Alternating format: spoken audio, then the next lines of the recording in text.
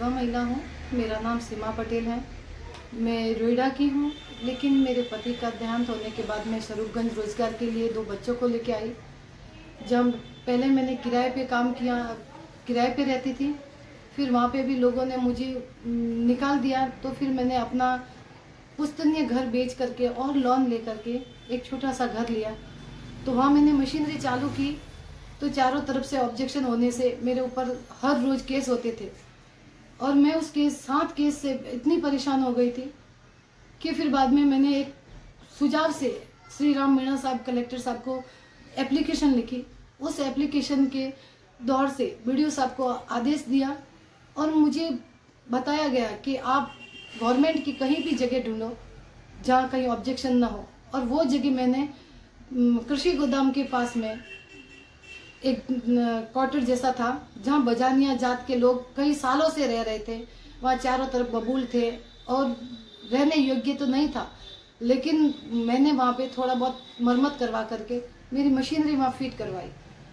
तो कुछ नेताओं ने उस मशीनरी को फिट तो करवाई लेकिन चालू होने नहीं दी, तो मैंने उस चीज़ को 4 साल तक ऐसे पेंडिंग रखा।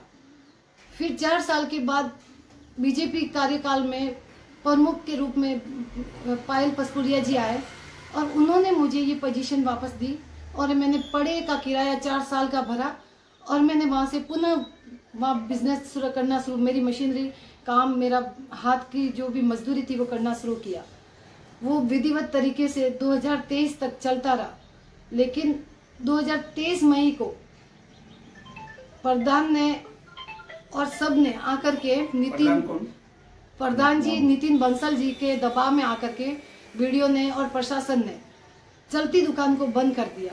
मेरे आटे के कट्टे, गेहूं के कट्टे सब बार भेज, मैं रोती रही, बिखलाती रही, लेकिन किसी ने मेरी कोई नहीं सुनी।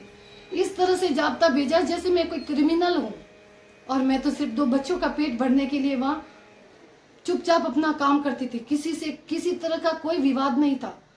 मैं जानती तक नहीं थी कि नितिन जी कौन है, प्रधान जी कौन है। मैं तो बस हमेशा एक कानूनी कार्रवाई की तरह से टाइम पे पैसे भर करके वहाँ काम अपना करती थी, कभी किसी की रुकावट में नहीं थी। फिर भी मुझे एक टारगेट बना दिया कि इसको किसी भी हाल से यहाँ से निकालना है। और क्या माया जाल था मैं ना समझ पाई। पहले भी मेरे ऐसे अक्सर 2-3 महीने के एक साथ पैसे भरती थी मैं, पर कभी इश्यू नहीं हुआ।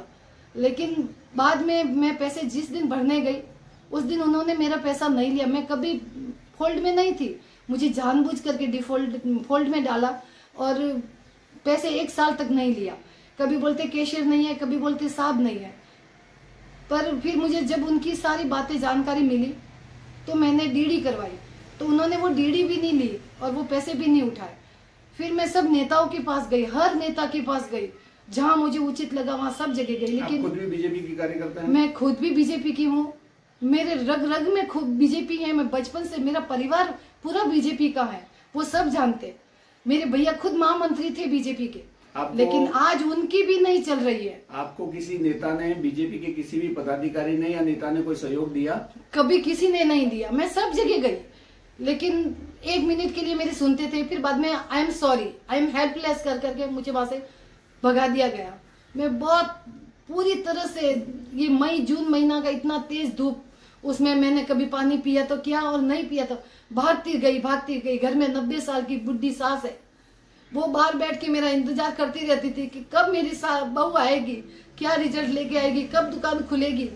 सब लोग मुझे इस तरह से देखते थे कि आज इसका क्या होगा, आज इसका क्या होगा, पर मैंने कभी हिम्मत नहीं हारी। फिर एक दिन इंटरेस्ट से 50,000 रुपये लेके मैं हाईकोर्ट पहुंची और मुझे मालूम नहीं कि 2% ब्याज क्या होता है। फिर भी मैं गई वहां पे और मैंने वो कोर्ट में किया, लेकिन मैं सिंगल बेंच से मैं संतुष्ट नहीं हुई, तो मैंने डबल बेंच में फिर से इंटरेस्ट से पैसे लिए और मेरी पुश्तैनी की कोई एक चैन थी जो मैं अभी वापस चुरा नहीं पाई और वो पैसे, वो चैन सब चले गए। और मैंने वो केस डबल बेंच में 12 मार्च को उसका रिजल्ट आया और उस रिजल्ट के बाद भी मैं अगर बीडीओ और सीओ के पास जाती हूँ तो वो बोलते हैं हमें इसके लिए टाइम चाहिए। हाईकोर्ट से क्या ऑर्डर मिला?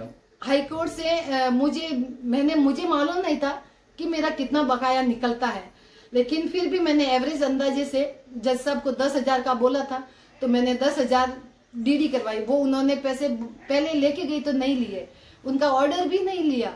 और जिस दिन मैंने उनसे बोला था, ITI लगाई थी कि मेरे कितने पैसे स्वरूपगंज के किराएदारों का बाकी है, तो उसमें मेरा कोई विवरण नहीं था। तो मैं कैसे समझ सकती हूँ कि मेरा कितना पैसा बकाया चल रहा है। हाईकोर्ट ने ऑर्डर क्या दिए हैं? और हाईकोर्ट ने ऑर्डर दिया कि 10,000 रुपया भरो और 7 दिन के उपरांत आपको तुरंत प्रभाव से ये चाबी मिल जाएगी। तो हाईकोर्ट के ऑर्डर के बाद भी आपको पोजीशन विकास अधिकारी और प्रधान दे रहे हैं, नहीं दे रहे? नहीं दे रहे हैं। उनको नितिन बंसल के दबाव में वो मुझे बार बार टल्लाते जा रहे हैं। कभी बोलते हैं आज नहीं कल, कभी बोलते हैं। जब उन्होंने मेरे वो पेपर नहीं लिए, पैसे नहीं लिए, डीडी नहीं ली, तो मैंने पोस्ट की और वो पोस्ट मैंने 18 तारीख को कर दी थी। उन्होंने कब उठाया, कैसे उठाया मुझे नहीं मालूम। लेकिन मैं कल परसों वापस गई तो सीओ सर भी, प्रधान जी तो मुझे, वो BDO साहब तो मिले नहीं सीट पे, उनसे फोन से अवगत किया तो बोले मैं बाहर हूँ। और उनके ऑफिस में कोई और ऐसा नहीं था कि मेरी कोई एप्लीकेशन भी स्वीकार करे या मुझे किसी तरह का सही जवाब मिले। अब आप क्या चाहती हैं? मैं चाहती हूँ कि मैं पेमेंट भरने के बाद भी अगर मुझे चाबी नहीं मिलती है तो एक विधवा के लिए कितनी बड़ी विपदा है ये। मोदी जी हमेशा कहते हैं मैं महिलाओं के साथ हूँ, मैं बहनों के साथ हूँ, और मैं खुद एक जाति ढांची से हूँ और महिला हूँ। 2 छोटे छोटे बच्चों को 20 साल पहले मैं विधवा हुई हूँ। आज मेरा बेटा पढ़ाई करता है। जिस दिन सील किया था तब भी मेरे बेटा के एग्जाम का दिन था और आज भी उसके मई में वापस एग्जाम है, लेकिन वो डिस्टर्ब चल रहा है।